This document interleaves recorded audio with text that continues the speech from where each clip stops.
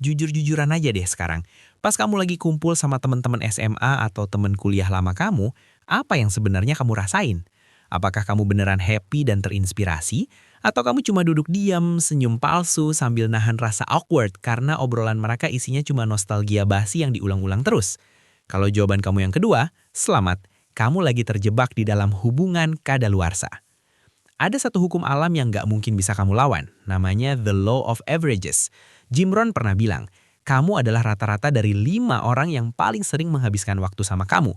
Coba lihat kanan kiri kamu sekarang.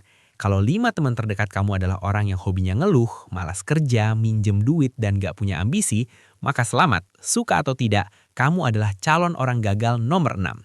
Energi mereka, pola pikir mereka, dan kemiskinan mental mereka bakal nular ke kamu lewat osmosis, pelan tapi pasti. Tapi anehnya banyak banget laki-laki di usia 20-an yang ngerasa berdosa kalau nggak nongkrong sama teman lama. Kamu takut dibilang kacang lupa kulit, takut dibilang sombong atau takut dibilang udah sukses terus lupa temen. Padahal realitanya kamu maksa bertahan di circle itu cuma karena sejarah masa lalu, bukan karena visi masa depan. Itu bukan setia kawan bos, itu namanya kamu lagi nyeret bangkai kapal Titanic yang udah tenggelam, berat, capek, dan gak ada gunanya. Coba rasain badan kamu sendiri pas pulang nongkrong. Kenapa rasanya capek banget, lemes, dan drain, padahal kamu cuma duduk ngopi doang?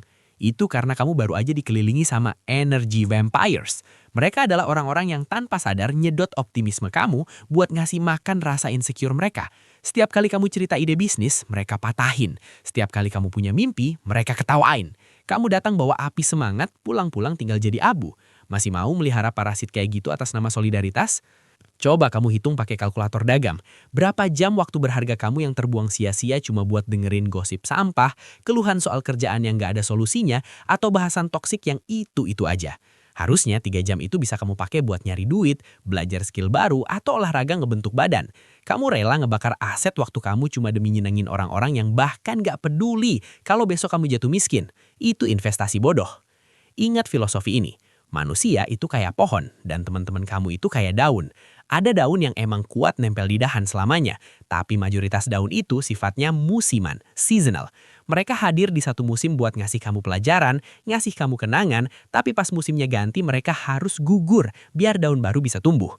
Kalau kamu maksa ngelem daun kering yang udah mati biar tetap nempel di pohon, pohon itu malah bakal busuk dan gak bisa tumbuh tinggi. Sama kayak baju SD kamu. Dulu baju itu pas banget dan nyaman dipakai. Tapi sekarang badan kamu udah gede, otot kamu udah jadi, pikiran kamu udah luas. Kalau kamu maksa pakai baju SD itu lagi, kamu bakal sesak nafas dan kelihatan konyol.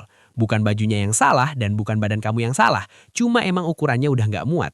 Kamu udah bertumbuh sementara lingkungan lama kamu masih jalan di tempat. Itu normal, itu bukan dosa.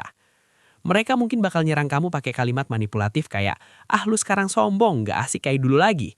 Dengerin ini baik-baik. Kalau definisi asik menurut mereka adalah mabuk-mabukan, main judi slot seharian, atau gibahin orang seharian tanpa progres, maka dipanggil sombong adalah pujian tertinggi buat kamu.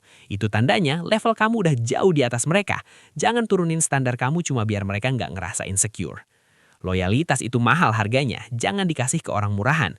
Banyak orang salah kaprah mengartikan loyalitas sebagai selalu ada dalam kondisi apapun. Salah besar. Loyalitas tanpa logika itu namanya perbudakan emosional. Kamu berhak menarik loyalitas kamu saat kapal yang kamu tumpangi nahkodanya mabuk dan mau nabrak karang. Menyelamatkan diri sendiri itu bukan pengkhianatan, itu insting bertahan hidup. Bahayanya gini, kalau kamu terus-terusan gaul sama orang yang frekuensinya udah nggak nyambung, kamu bakal kena fenomena crab bucket atau ember kepiting.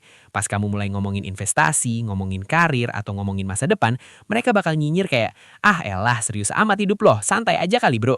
Mereka nggak mau kamu naik ke atas karena itu bikin mereka kelihatan menyedihkan di bawah. Mereka bakal narik kaki kamu biar tetap setara sama kemalasan mereka. Banyak dari kalian yang takut cut off teman lama karena takut sendirian. Dengerin ini, singa itu jalan sendirian, dombalah yang jalan bergerombol. Elang terbang sendirian di angkasa, burung pipit yang terbang rame-rame.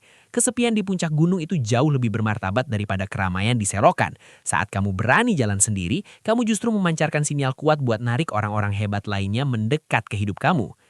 Jadi, normalisasi istilah outgrowing people, normalisasi ninggalin grup WhatsApp yang toksik, normalisasi nolak ajakan reuni kalau emang nggak ada faedahnya. Kamu takut sendirian? Jangan takut. Saat kamu ngebuang sampah dari hidup kamu sebenarnya lagi nyiapin ruang kosong buat emas masuk. Tuhan nggak akan ngirim orang hebat ke hidup kamu kalau kursi di sebelah kamu masih diduduki sama orang toksik. Sekarang aku tantang kamu buat satu tes mental terakhir. Coba cek 5 chat teratas di WhatsApp kamu sekarang. Kalau isinya cuma orang-orang yang ngajak hura-hura, ngeluh atau minjam duit, tanpa ada satupun yang ngajak kamu berkembang, hati-hati. Jangan-jangan 5 tahun lagi nasib kamu bakal persis kayak mereka. Jalan di tempat dan cuma bisa ngomongin masa lalu. Berani cut off atau mau ikut tenggelam? Pilihan di tangan kamu.